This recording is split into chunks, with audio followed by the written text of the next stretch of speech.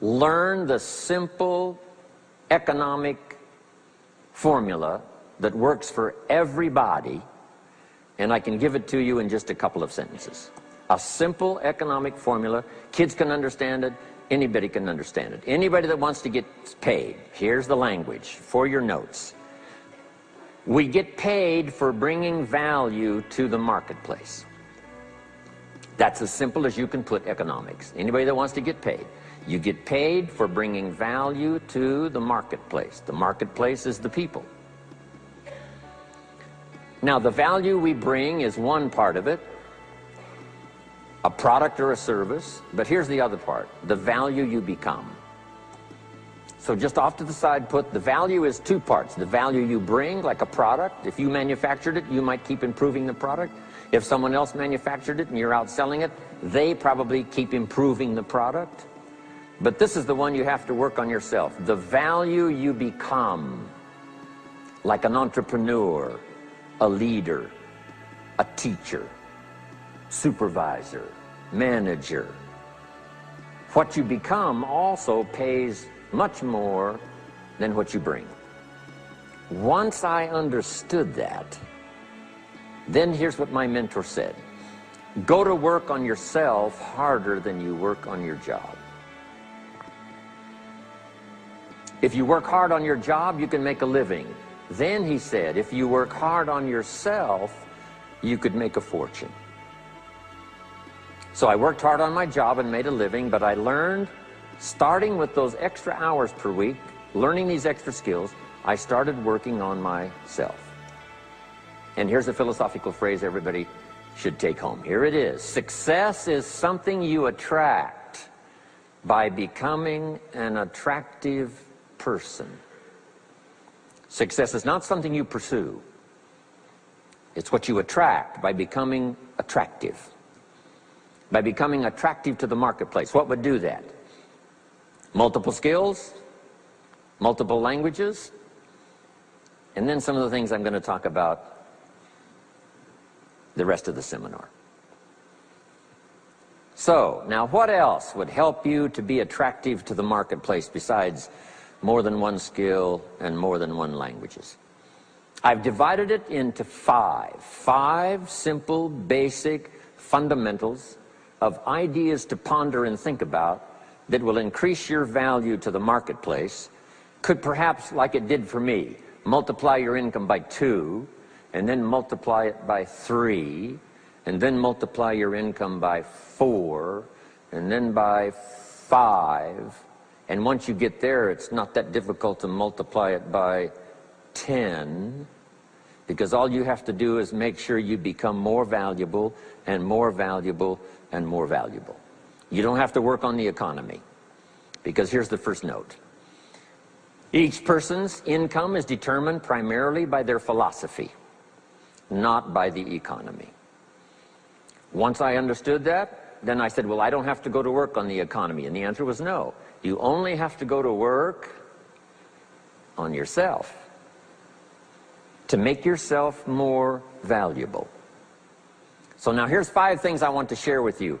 And the first one is your personal philosophy. What could get you more prepared and ready for cashing in on the opportunity of the 21st century?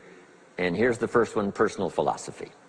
Your personal philosophy is like a guidance system that helps you make decisions what to do, what not to do.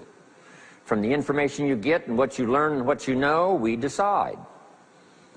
Maybe your philosophy would have been 5 years ago never to attend seminars like this. You just didn't go. Now 5 years later, here you are. Something happened along the way to change your mindset, saying, hey, for the money and the time, if I just get one good idea and walk away, it certainly is worth the money and the time. So now that little amendment in your philosophy, you now say, I'm going to regularly go, because it doesn't take but a few ideas to make a great difference in your income, personal life, social life, and all the rest. So now you know that's valuable. A change of mind, a change of idea. So that's what personal philosophy is all about. The more we learn, the more we know, the better we're able to make better decisions about 2 major things. Your philosophical guidance system does 2 things. For your notes, number one, helps you to see the dangers on one side, so you can avoid those. But here's what else your guidance system does. Personal philosophy helps you to see the opportunities on the other side, so that you can expand those, maximize those.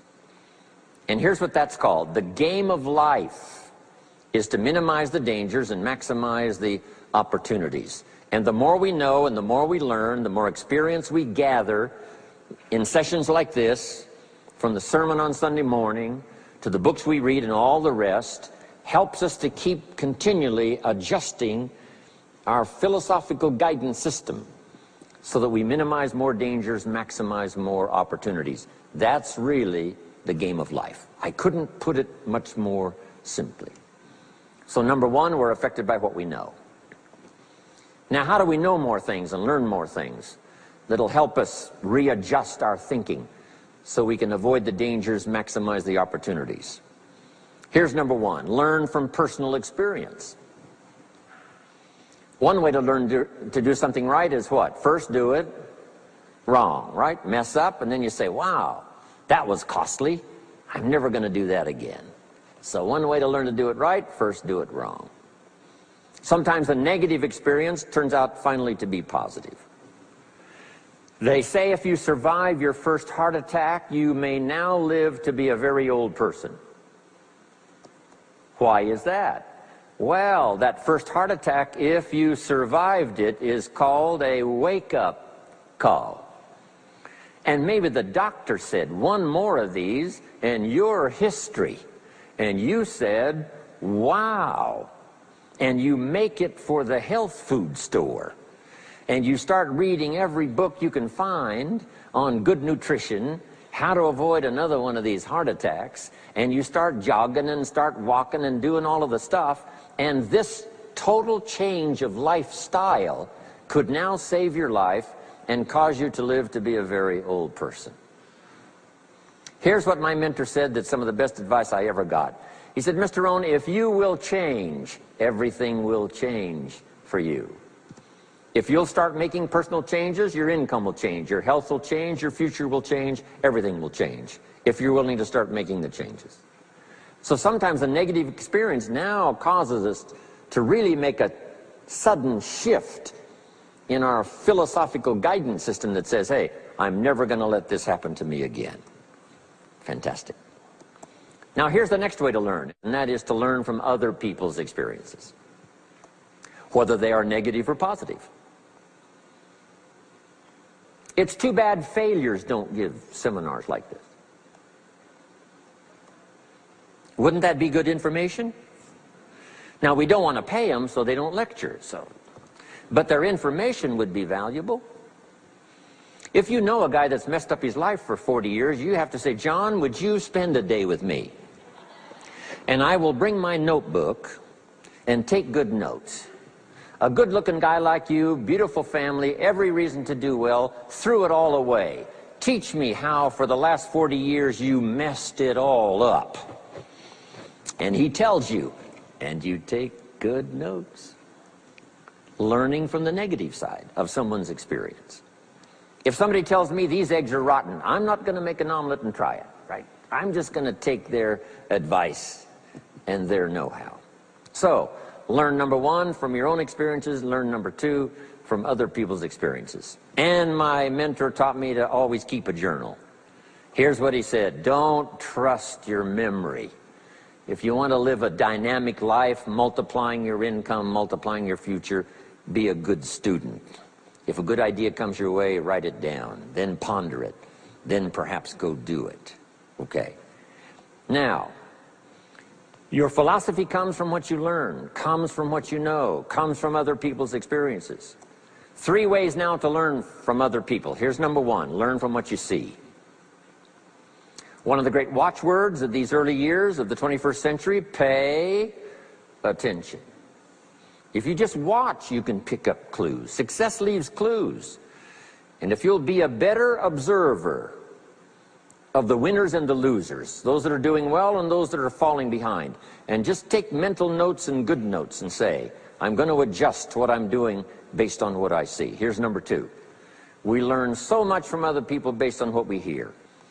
Here's good advice on that. Be a selective listener. Listen to voices of value that have experience, ideas, reputation, something valuable to share. Now here's number 3. Read all the books.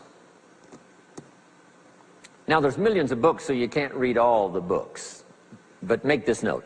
Read all the books you need to read to make you as wealthy as you want to be, as healthy as you want to be, as prosperous, as productive, as unique a human being as you want to be. Read all of those books. Don't leave those books go unread.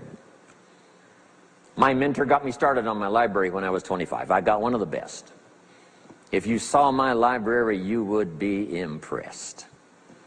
I haven't read everything in it, but I feel smarter just walking in it, right? My library.